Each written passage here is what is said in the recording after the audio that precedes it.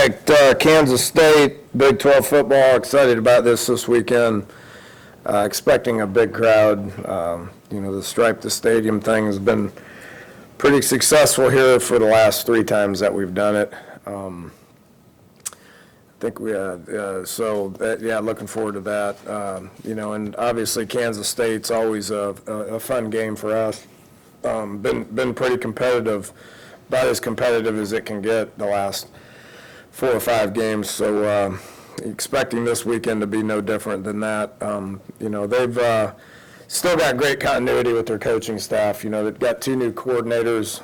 One Coach Dimmel left for UTEP to be a head coach. Very, very well deserved. He's done a wonderful job with that offense there for the last several years, and then had their defensive coordinator retire. But when you really look at it, they've replaced them with guys that have been in their program. So they're not doing anything really any different. Coach Snyder, from a continuity perspective, obviously it gets none better than this anywhere, maybe in sports in general. The continuity that he brings with what he's done at Kansas State, and the coaches that work for him have has been the same for a long time. So maybe a few new faces, a few younger faces on that staff, but who are going to bring their own little twist and all that. I get that, but from just overall in general, they're the same as they've been. The backbone of that program's always been toughness and discipline and program pride and all that good stuff. So I see the same stuff. Offensively, what they're doing, we know about the 2 quarterbacks, Skylar Thompson and the Dalton kid. We'll be ready for both of them. Now they've kind of settled on Thompson for what I've seen the last week in particular. But really, they don't do a ton different with either one of them that's in there. So. We're going to prepare for these guys like we normally do and expect both of them to play. Got several running backs that they can go to as well. Going to play tight ends, going to play fullbacks. Going to more than likely try to, huddle up and control the ball like they always have, and they're as good at it as anybody.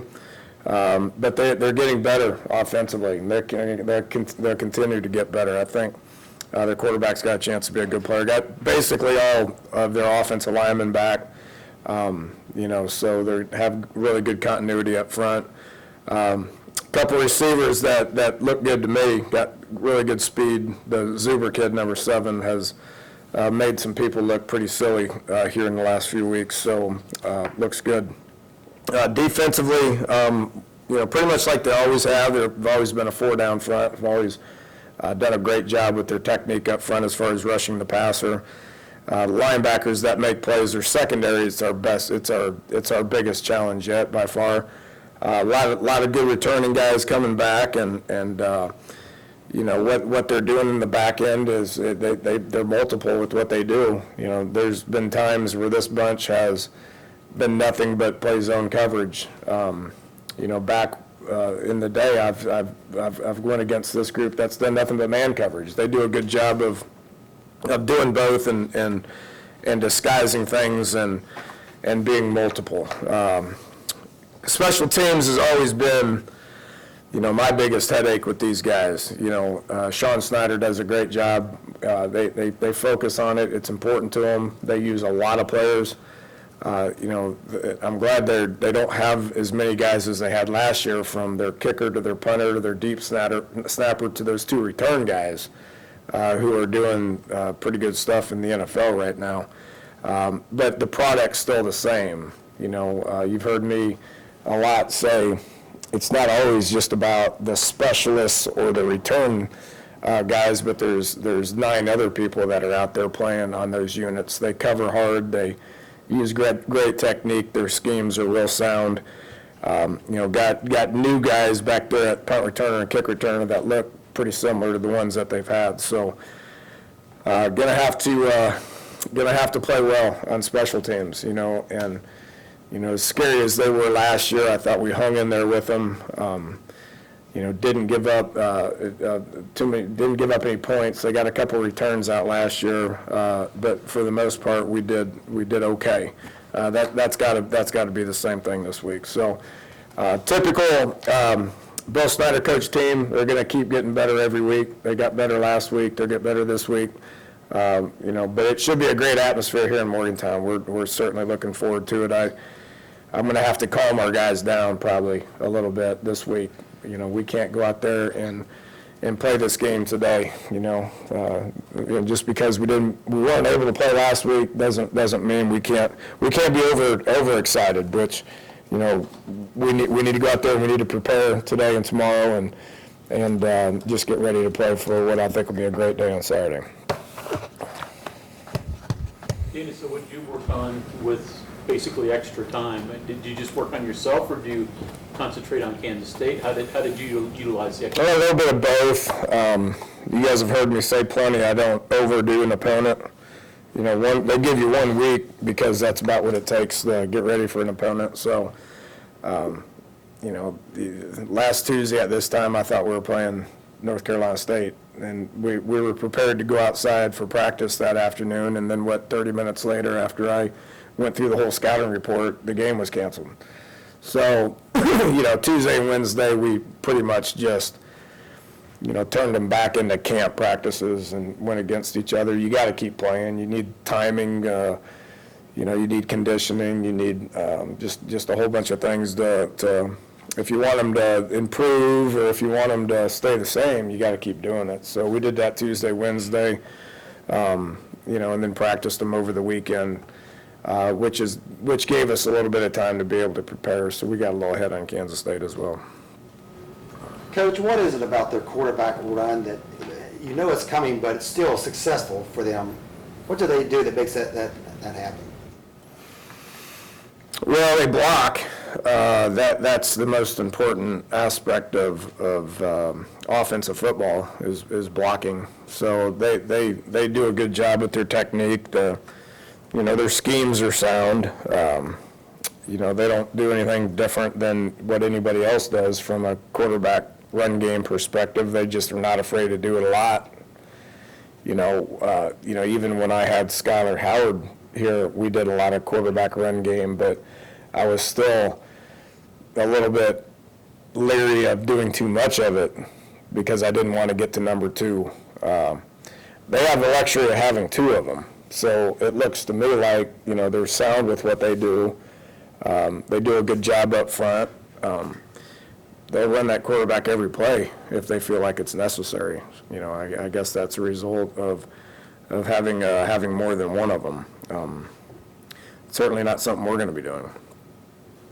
Do these guys force you to play a certain way? And the reason I ask that is because the last 2 times you beat them, you basically beat them at their style. And I think the first time you beat them was the first time you'd ever won a game scoring less than 20 points. What do they do that's different maybe than other teams that force you to play a certain way? They play hard. They're well coached. It's everything that people say about them is true. They're well coached. They play with great effort. They don't make a whole lot of mistakes. This game's been fun. Really the one that we probably should have won was 3 years ago there. And then if you turn on Coach Snyder's press conference, he's going to be saying they should have won the last 2 games that we've played. So they've been back and forth. They've been closely contested games. They try to shorten the games. We're not going to get a ton of possessions. Different than what the first 2 games were like. We're averaging 10 possessions a game on offense and defense. So it's going to be a shorter game. Which means lower scoring games at times. I don't know if I've ever had a bigger headache than what 2 years ago was.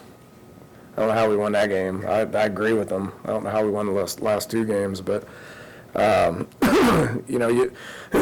turned it over and way too many times. I mean, the turnovers have been critical. The field position's been critical. That's what they do. Typically win the field position. Typically win the turnover battle. Try to limit mistakes, shorten the game, and they believe they can win at the end.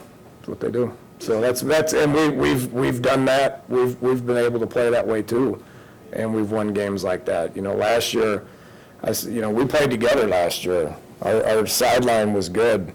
It's a challenging game, but our sideline was good. Didn't play very good on offense, but defensively we played really well. But we played together as a team. You look at the 7 change points. I mean, that's what won it. So. You mentioned patience with Will against Youngstown State. Is this a similar deal where be happy with the 5 and 6 yard plays and take your shots when you get them? Yeah, because they can do different things to you. I mean, they're blitzing more and pressuring more and playing man coverage more than what I've seen. So there's going to be opportunities for big plays. I don't. That's what we've seen on video. So I'm not expecting them to do anything different. I don't think this will be a play off of your team 100% of the time. They're a little more aggressive than what we've seen. More like what Tennessee did. Tennessee was a little bit more aggressive. Youngstown State was way back. I don't think that changed with what they put on video the last 3 games. I think they're going to be aggressive, which is going to give us opportunities to be able to make plays. Now, if they do, and Will's been great at identifying what they're doing and getting us in the best plays, I think that'd be critical here on Saturday.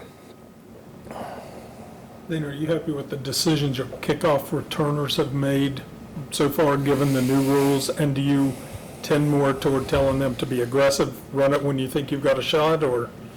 And I can't tell you that.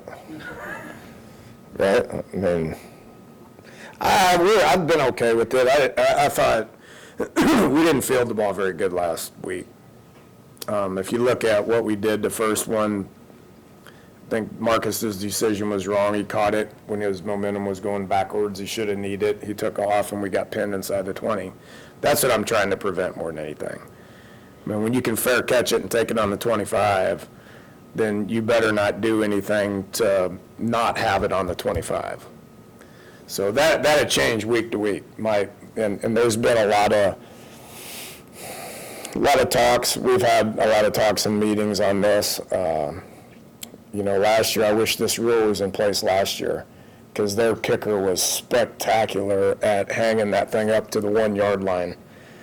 That's hard to scheme, that guy was pretty special. So it's going to be week to week where the kicks are, what their hang time is, and how I feel we can scheme things up. So I've been okay. I've been happy with it. Marcus has done a good job. I think we took a step back last week. And he let that one fall in front of him, which put it on the 21 yard line. He had a 0 yard return because he misjudged it. So of the 4 attempts we had, Petaway did good on 1, Marcus did good on 1, and we did poor on 2. That's not good enough. First game, I was happy with it. What about your own kicks? Do you see altering that up any depending on the opponent? Well, we definitely did last year if you paid attention to it. I kicked it to we should have just onside kicked it every time. We squibbed it because I was not kicking it to number 2. And number 9 was scary too. These guys that they got back there right now are potentially going to be in that same league. They haven't done it as much. So I will make those decisions on where we kick it based on who we play. I've been very happy with Evan up until this point. I think his touchback rate's pretty high, and his kick placement has been pretty good as well. Play before the half last year was like the best and the worst of Will. Trying to maybe throw a quick out to get in the field goal range, and then it turning into a catastrophe and then a touchdown. I thought he did the same thing against Tennessee. There was just about 5 more seconds on the clock. But no, it was not good. I mean, he made a great play. But, we capitalized. You can say it's why we won the game, but we capitalized on one of their mistakes. And I said, give me 10 yards and let's get the field goal. And he got caught with the ball and was running around. He looked at the clock and it was 0, and he made a play.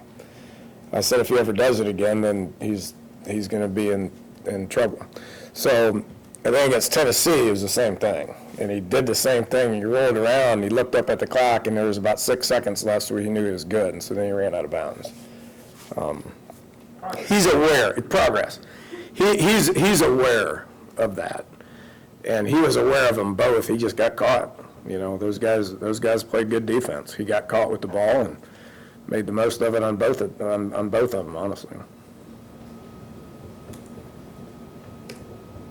And you say every game is equal and the likes, but now you go into league play, and you've said that's like having a bowl game every week. How does it affect the way you prepare for games? How does it affect the way you play games? I mean, coaching even. I just think, I don't think it's anything that we say or do. I just think it's kind of the natural reaction to being in a conference situation. You know, everybody, and, you know, the non-conference games are pretty damn important too now. And we all sat here when that first one talked about how big, you know, the neutral site situations are. I mean, those are awesome. Yeah. Say, well, Youngstown's not very important. Well, try losing that thing. You figure out how important that game is. But I just think that players embrace their conference. And, you know, players, I guarantee you our players did the same thing I did on Saturday, which was watch all the Big 12 games. You know, so there's just, there's, and it's a lot easier going into year 7 than it was going into year 1. You know, just based on, you know, everybody in our locker room was recruited to be in our conference, has been in these conference games, and there's no unknowns, so it means a lot more to them. How do you watch a game?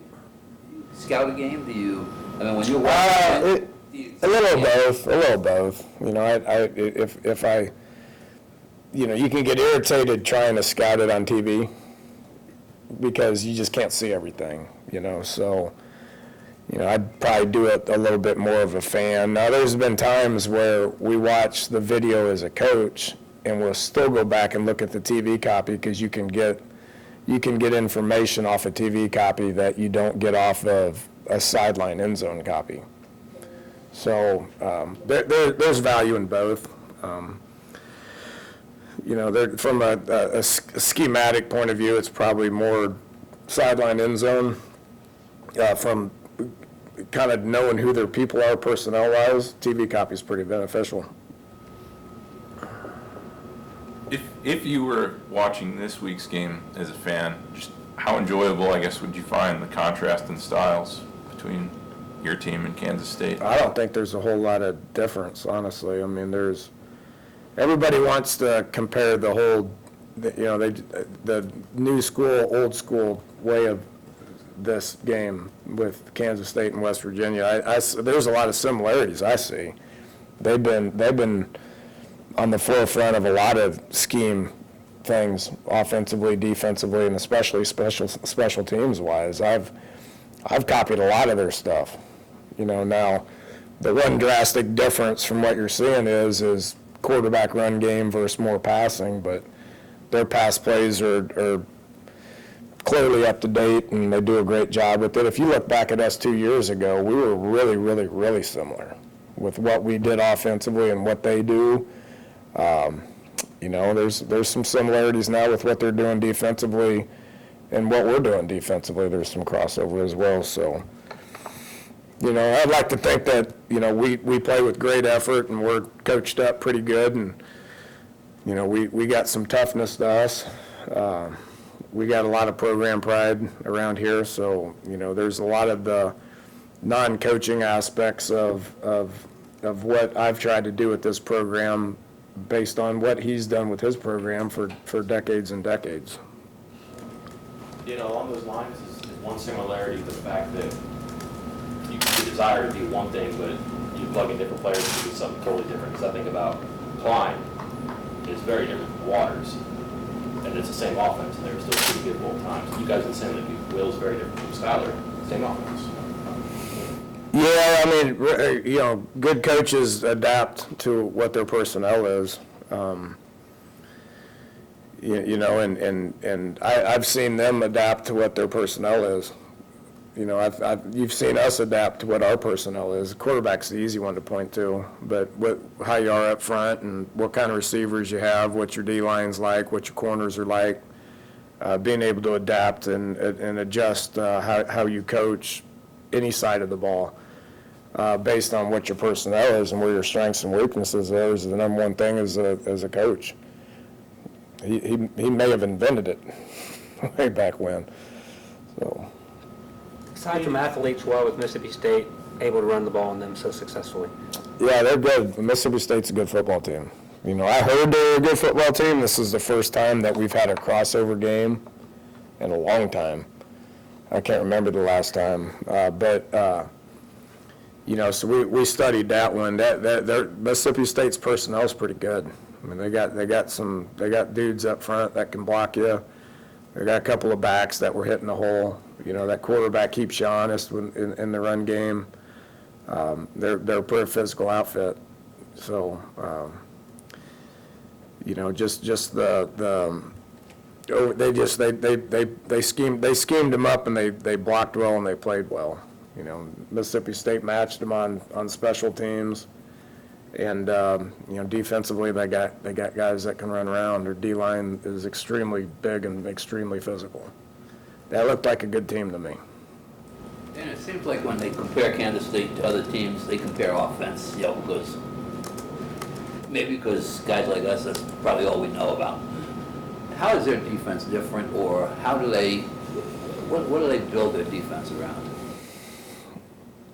Well, they're not overly complicated with what they do. It comes back to just the technique of blocking and tackling is when it gets right down to it. I mean, that's special teams uses both of them. Offense uses blocking and defense uses tackling. They're technically really good. They're tough and they're really good. They don't try to get overly crazy with what they do defensively. They're going to be sound. They're going to play their tail off. They're going to get off blocks, and they're going to be sure tacklers. Their secondary is really talented. That's why I think they're playing more man coverage than what they've done in the past, based on their personnel back there allows them to do it. I mean, they got some good players. It's just technique more than anything. Take schemes out of it. Technique is where I look at it. It's pretty good. It seems the man coverage their theory, it seemed to be to make you go the length of the field and have to run a lot of plays and figure that you're going to make a mistake somewhere along the line. It's more what they used to do. More zone coverage, playing off quarters, back up, keep it in front, rally to the ball, be sure tacklers. I don't see them doing that right now. And we went into that Tennessee game not knowing what they were going to do. Are they going to back up and keep it in front, or are they going to take some chances and blitz and play man? And that's what they did.